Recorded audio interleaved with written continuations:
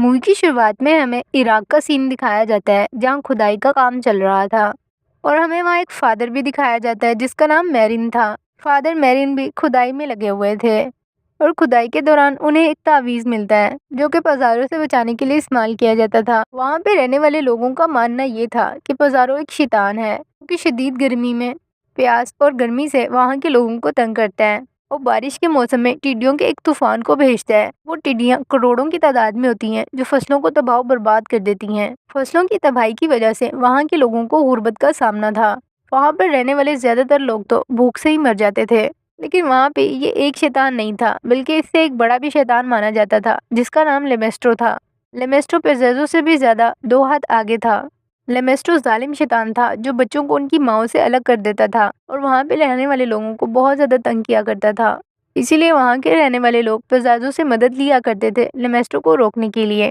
था तो पेज़ेजो भी एक शैतान ही, लेकिन फिर भी लोग उससे मदद लिया करते थे लेमेस्ट्रो से बचने के लिए। अब फादर मैरिन को खुदाई के दौरान वहाँ एक स्टैच्यू मिलता है जो कि शैतान का था और तभी वहाँ 2 डॉग्स लड़ते हुए दिखाई जाते हैं जिसका यही मतलब माना जाता था कि 2 शैतान आपस में लड़ रहे हैं। मूवी के अगले सीन में हमें जॉर्ज टाउन दिखाया जाता है जहाँ क्रिस नाम की एक एक्ट्रेस रहती थी। क्रिस बहुत ही खूबसूरत मॉडल थी जो कि अपने डायरेक्टर के साथ स्टूडेंट पे बनने वाली मूवी पर काम कर रही थी। क्रिस ने अब तक बहुत सी मूवीज में काम किया था इसलिए वो बहुत फेमस थी। क्रिस के पास दुनिया जहान की आसाइश की हर चीज थी। वो अपनी खूबसूरत सी जिंदगी अपनी 12 साल की बेटी के साथ गुजार रही थी। उसकी बेटी का नाम रेजन था।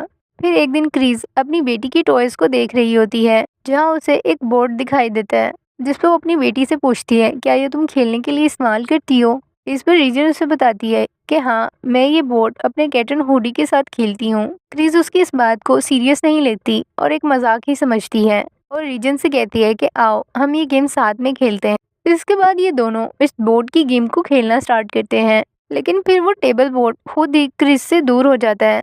ये देखकर क्रिस अपनी बेटी रीजन से कहती है मुझे लगता है तुम मेरे साथ नहीं खेलना चाहती। रीजन कहती है मैं तो खेलना चाहती हूँ लेकिन कैप्टन हुडी आपके साथ नहीं खेलना चाहती। क्रिस अपनी बेटी की इन बातों को सीरियस नहीं ले रही थी। उसे लग रहा था कि रीजन सिर्फ मजाक कर रही है। इसके बाद के सीन में रात में जब क्रिस अपने रूम में सोई होती है तो उसे एक कॉल आती है जिसकी वजह से उसकी आंख खुल जाती है। तभी वो देखती है कि रीजन उसी के बेड पर उसके साथ सो रही है। रीजन को अपने पास लेटा हुआ देखकर वो उससे पूछती है तुम यहाँ क्यों सो रही हो, तुम आज अपने रूम में क्यों नहीं सोई। रीजन उसे बताती है कि मेरा बेड बहुत बुरी तरह से हिल रहा था इसलिए मुझे वहाँ नींद नहीं आ रही थी और सोने के लिए मैं यहाँ आ गई।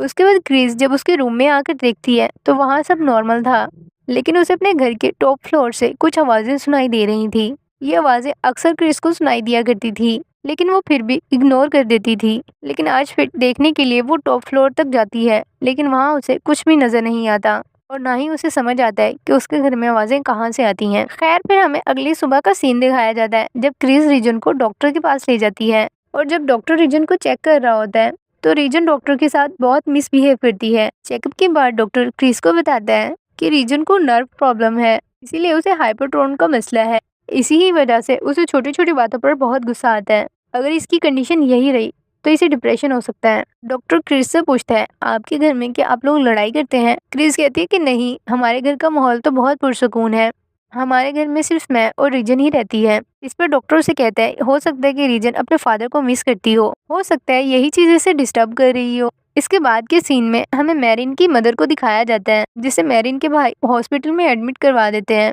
क्योंकि उनके पाँव फ्रैक्चर का प्रॉब्लम था। उनकी मदर किसी भी डॉक्टर से अपना ट्रीटमेंट करवाना नहीं चाह रही थी, इसीलिए उनका ये मसला बढ़ता ही जा रहा था। मैरिन के भाइयों ने उन्हें एडमिट तो करवा दिया था लेकिन अब वो बहुत सैड थी क्योंकि वो अपना इलाज नहीं करवाना चाहती थी।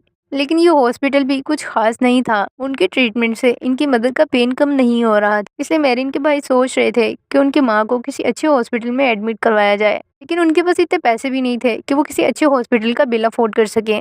और फिर तभी उनकी माँ की डेथ हो जाती है। मैरिन के भाई बहुत सैड थे कि वो अपनी माँ को ना बचा सके। क्रिस ने अपने घर पे पार्टी रखी थी। उसने अपने सभी फ्रेंड्स और डायरेक्टर को इनवाइट किया था। पार्टी के दौरान रीजन वहां आकर डायरेक्टर से कहती है तुम्हारी मौत इसी घर की छत पर मेरे हाथों से होगी। रीजन की ये अजीब बातें वहां पर सबको हैरान कर रही थी। फिर रीजन वहीं पे खड़े हुए उनके सामने ही यूरिन कर देती है। उसकी हरकत देखकर कैरिस को बहुत शर्मिंदगी होती है। इसीलिए अब वो फ़ौरन ले जाकर इसे नहला देती हैं। रीजन को उसके रूम में सोने के लिए छोड़कर खुद नीचे आने लगती हैं। ये वापस आ रही थी, तभी क्रिस को रीजन की चिल्लाने की आवाज़ें सुनाई देती हैं। रूम में जाकर देखने पर रीजन बहुत बुरी तरह से बेड पर जकड़ी हुई थी, जैसे कोई उसे बहुत बुरी तरह से मार रहा हो। क्रिस उसे डॉक्टर के पास ले जाती हैं। वो इसके सभी टेस्ट करते हैं, लेकिन उसके सभी टेस्ट नॉर्मल थे। रीजन का पेन बढ़ता ही जा रहा था, क्योंकि शैतान ने उसे पोजेस कर लिया था। रीजन अपनी माँ से कह रही थी, मुझे बचा लो। अब इसकी हालत कंट्रोल से बाहर हो रही थी। डॉक्टर्स को भी कुछ समझ नहीं आ रहा था कि आखिर अब वो क्या करें। अगले दिन क्रिस दोबारा डॉक्टर के पास रीजन के लिए मेडिसिन लेने जाती है। वापस आने पर इसे पता चलता है डायरेक्टर ने इनकी छत से कूदकर अपनी जान ले ली। वो क्रिस के यहाँ से जाने के बाद रीजन के पास रुके हुए थे। क्रिस देखती है कि रीजन उल्टी होकर सीढ़ियों से उतर रही थी और उसके मुंह से खून बह रहा था। ये सीन बहुत हॉरर था। क्रिस को समझ नहीं आ रहा था कि आखिर वो क्या करे। अब डॉक्टर क्रिस को मशवरा देते हैं कि वो रीजन का एक्सोरिज्म करवाए। इसीलिए वो किसी फादर के पास रीजन को ले जाने के बारे में सोचती है। अब इनके घर पुलिस ऑफिसर आता है, जो कि डायरेक्टर के केस की इन्वेस्टिगेशन कर रहा था। वो क्रिस को बताता है डायरेक्टर मरने से पहले बहुत जख्मी हुआ था। उसकी गर्दन पीछे टर्न होने की वजह से टूट चुकी थी। ऑफिसर को भी आइडिया था कि ये काम किसी शैतानी ताकत का है। क्रिस को रीजन की चीखने की आवाज़ें सुनाई देने लगती हैं। उसके रूम में जाकर चेक करने पर वो देखती है रीजन ने खुद को बुरी तरह से जख्मी किया हुआ था। क्रिस के वहां पहुंचने पर वो क्रिस पर भी अटैक कर देती है। क्रिस खुद को बचाने के लिए जब भागने की कोशिश करती है तो दरवाज़ा बंद हो चुका था। रूम की अलमारी अब क्रिस पर गिरने ही वाली थी कि वो खुद को बचा लेती है। इस टाइम पर रीजन बहुत बुरी तरह से शैतानी ताकतों के हाथों पोजेस थी। रीजन के मुंह से डायरेक्टर की आवाज़ आ रही थी। वो इससे कह रहा था कि देखो तुम्हारी शैतानी बेटी ने मेरे साथ क्या किया। अब क्रिस के पास एक लास्ट ऑप्शन था, फादर से एक्सोरिज्म करवाना। इसीलिए अब वो फादर से मिलने के लिए जाती। सारी कहानी सुनने के बाद पहले तो फादर मना कर देता है, लेकिन क्रिस बहुत इंसिस्ट करती है कि अगर आपने मेरी मदद नहीं की तो मेरी बेटी मर जाएगी। इसके बाद फादर उसकी मदद करने के लिए मान जाता है, लेकिन किसी का भी एक्सोरिज्म स्टार्ट करने से पहले फादर को चर्च से परमिशन लेनी थी। फादर जब रीजन से मिलते हैं तो रीजन फादर को उनकी मदर की डेथ के बारे में बताने लगती है। फादर ये सब सुनकर बहुत हैरान था कि रीजन उनकी मदर के बारे में कैसे जानती है। रीजन की बॉडी पर भी हेल्प मी लिखा हुआ था। इन सभी चीज़ों को देखते हुए फादर को यकीन हो गया था कि रीजन किसी बहुत बड़ी शैतानी ताकत की कब्जे में है। फादर अब चर्च से परमिशन लेने के लिए जाते हैं। परमिशन तो इन्हें मिल जाती है, लेकिन वो इनसे कहते हैं कि तुम अपने साथ किसी सीनियर फादर एक्सोरिज्म करने वाले को लेकर जाओ। फादर मैरी को ले जाते हैं, क्योंकि उन्होंने पहले भी बहुत दफ़ा एक्सोरिज्म किया हुआ था। इनके पास टाइम कम था, इसलिए फ़ौरन से रीजन का एक्सोरिज्म स्टार्ट कर देते हैं। रीजन इन्हें रोकने के लिए इन्हें अब्यूज़ कर रही थी। रीजन का बेड हवा में उड़ रहा था। ये सब वो इन्हें डराने के लिए कर रही थी, ताकि ये एक्सोरिज्म को बंद कर दें। लेकिन फादर अपने काम को कंटिन्यू रखते हैं।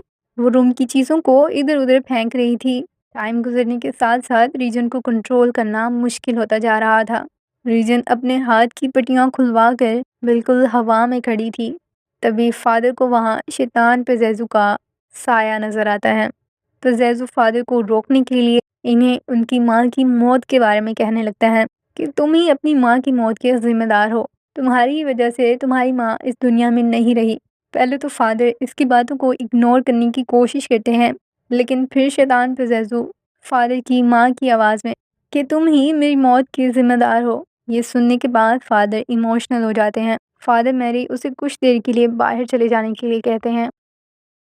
कुछ देर गुजर जाने के बाद जब फादर वापस अपने रूम में आते हैं तो वहाँ फादर मैरी की डेड बॉडी थी। शैतान पेज़ेज़ू ने उन्हें मार डाला था। फादर जानते थे कि शैतान पेज़ेज़ू को हराना बहुत मुश्किल है। वो शैतान पेज़ेज़ू से कहते हैं, तुम रीजन को छोड़कर मेरी बॉडी ले लो। शैतान पेज़ेज़ू ये सुनते ही रीजन को छोड़कर फादर के अंदर चला जाता है। अब फादर के पास रीजन को बचाने का एक ही रास्ता था। वो रूम की विंडो से कूदकर अपनी जान दे देते हैं। फादर के मरने के साथ ही शैतान पेज़ेज़ू का भी खात्मा हो जाता है। फादर ने अपनी जान देकर रीजन को बचा लिया था। रीजन और उसकी मदर अब इस घर को छोड़कर दूर कहीं रहने के लिए चली जाती हैं। यही इस मूवी की एंडिंग होती है। मुझे यकीन है कि आपको कहानी अच्छी लगी होगी और फिर इसी के साथ ही बाय बाय।